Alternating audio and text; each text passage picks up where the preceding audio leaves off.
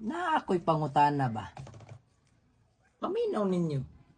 Unsay mas importante ang kamaayo nga tao o ang pagiging gwapo? Ang importante gud, maayo kang tao. Kaya kung buutan ka sila ha, buutan po na sa imo ha. Munang importante yung maayo kang tao.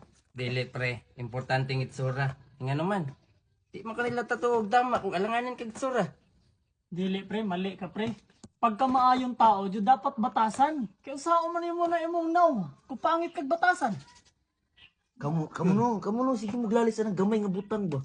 Ang nindot ana, pagkagwapo. Gwapo. Ano naman? Nawa ko, bisig batig batasan.